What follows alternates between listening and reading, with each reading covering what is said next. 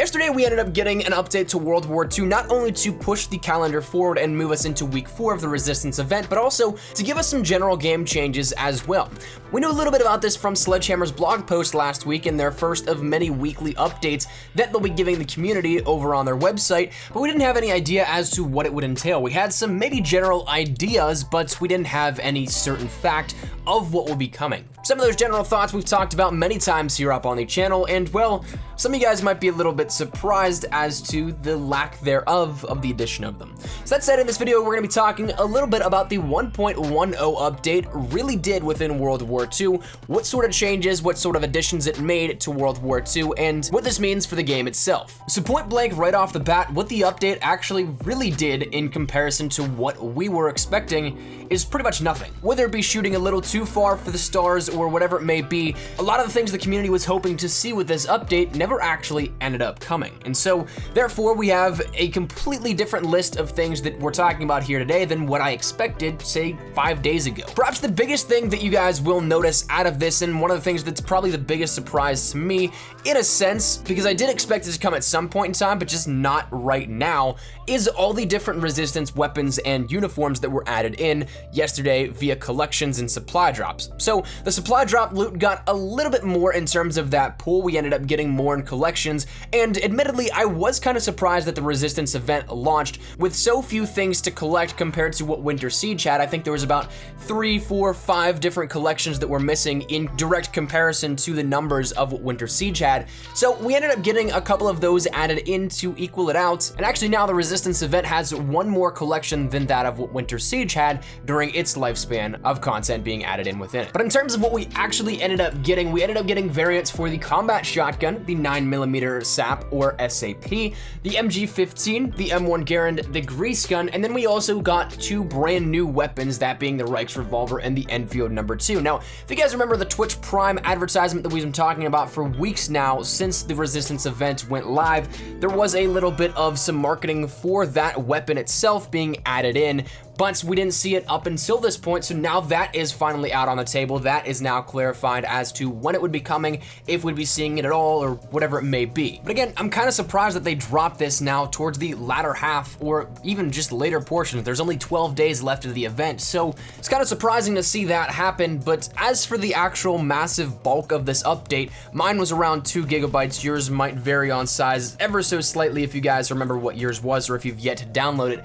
But that's really what the bulk of this was. New content being added in is always the major portions of these larger updates, because that's actually physical stuff being added into the game. Some workarounds in terms of coding or some very slight adjustments in how things will work in game mechanics, those don't take up near as much space as, say, actually putting in new items into a game. That's where you're actually physically adding in file size to there. So my guess is that probably 50%, maybe 60 to 65% of this update was specifically just for these weapons and these new variants being added in within World War II. Now, in terms of closing out the talk on the weapons itself, if you guys are interested, I'm not really that big into it. I don't really advocate doing it, but there is a new bundle that is a triple play bundle that allows you to get 10 Resistance supply drops, 1 epic bribe, and 1 epic Resistance uniform bribe as well, for I believe 3,000 COD points. But again, I don't really advocate that. If you guys are into it, feel free to check it out. But just to round out essentially what was added in with the Quartermaster and the update there,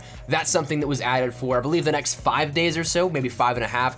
But that said, that is all the stuff that was added in terms of the Quartermaster. Now, as for the other things that were added in, once again, there's not all that much that was super major and that we really expected. One cool thing, though, that I will say was added in was a scrambler and indicator toggle for the Resistance division. As you guys know, there is that scramble effect in which you can end up scrambling enemy radar if they are near you, and the effect to have an indicator to know where players are around you. You can actually now toggle that on and off the same way you would with any other division skill, in the sense of, say, the suppressor. You take that off with the left arrow on the D-pad, and same with the bipod, the incendiary shells, stuff like that. It just rolls now into it in the sense that you can now toggle it on and off. So if I'm reading the community right, in a sense, a lot of people got really annoyed by that, and so now you have the opportunity to turn it on or off depending on what situation you're in, or if you just don't want to use it at all, you can end up doing that for yourself. So that's a really cool addition that we didn't see coming at all. Once again, kind of being in the mix of things that we weren't expecting as a community. That was a nice little addition though out of this, whereas maybe the other things that are either missing or added in may have detracted from what our general thoughts of this update would be.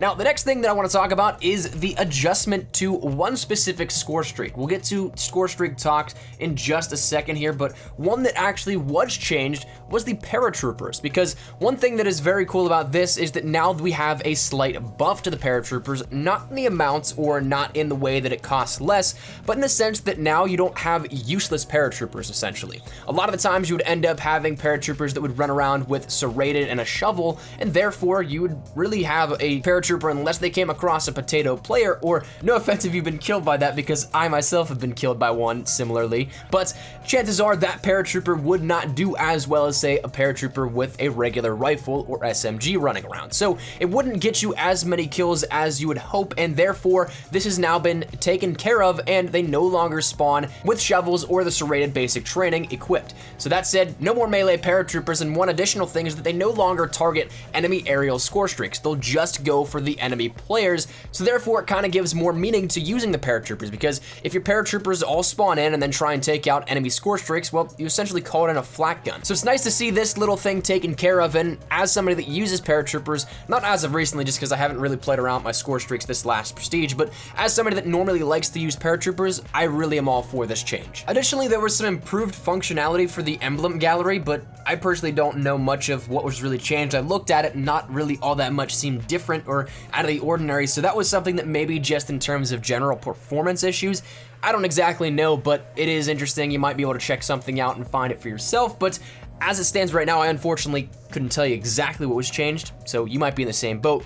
Now, everything else was pretty much very small in the sense that we ended up getting one thing that was nice, that the ADS black scope in snipers and some other weapons, that's been fixed and therefore shouldn't be an issue, but other small things include prop hunt crashing, issues with the mail station where items are shown as placeholders, that being fixed, though I still have one that is an epic bribe from Twitch Prime that still is showing up as a new item, but I cannot redeem it, I cannot get rid of it, so I'm hoping that maybe we get a hot fix to fix those sorts of issues, but maybe I'm in the minority here. But it also fixed issues with party invites and loss of functionality, players' kills and deaths not properly tracking in ranked play. There was an issue in which the Polish Underground 2 uniform was appearing in supply drops, which it no longer does, and it's been taken out. And then in terms of zombies fixes, there was animation issues with various zombies. I know the whistling was something that was discussed at length with Cameron Dayton and a few other people within the community. I haven't played zombies since this most recent update, so I couldn't tell you if those were completely fixed, and then there were other various exploits fixed with weapons in zombies as well. But other than that, once again, very small, minute details that you wouldn't really ever notice. So I'll leave the full patch notes down there in the description below if you guys want to check that out for yourself. But as we mentioned, there's still a lot of stuff that we have not seen. One thing though that is cool that will be coming, that we can guarantee will be coming sometime soon, is something that is actually available on the PC version only right now via this update. Console players don't have this just yet, so Xbox One and PS4, this is brand new to you, but PC, you're just like, well, that's something that we already got. You should have covered that in the video. So that's gonna be something that comes out to everybody, but that is something in which there's a separate tab before launching into headquarters that is gonna allow you to access various things like the operations officer, who is Major Howard.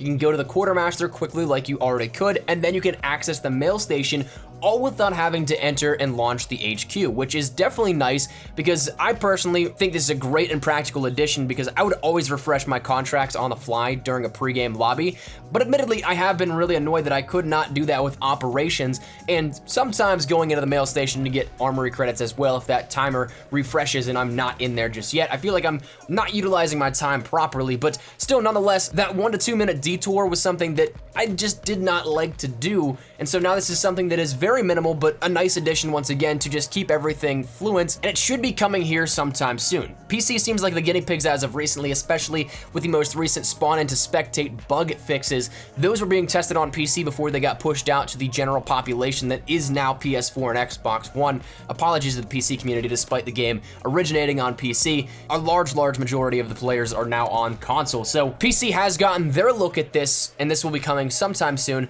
but other things like the paint jobs, man, I don't know when that's gonna be coming. I was really hoping for this update since it was an actual standalone title update rather than just a hotfix.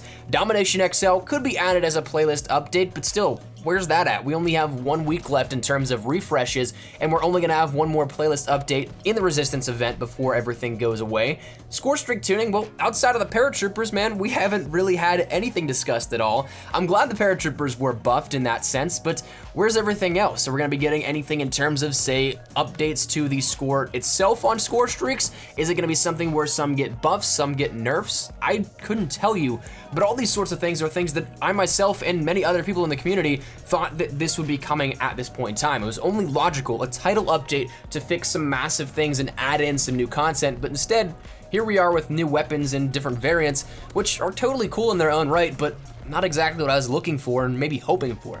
So that said, that is everything that the 1.10 update really did within World War II, and hopefully guys got something out of this that you can use here with this. Again, I'm kind of bummed out that we didn't get all the other things we were looking for, but I guess it is what it is, and we'll see where time takes us now to see everything else. And of course, certainly if it comes down to a developmental process of it's not complete, I certainly understand not pushing it out there. So in that sense, if that's the case, I'm totally cool with it. If paint jobs are gonna be spectacular, but we just don't have a finished product just yet, feel free to hold off on that a week or two more.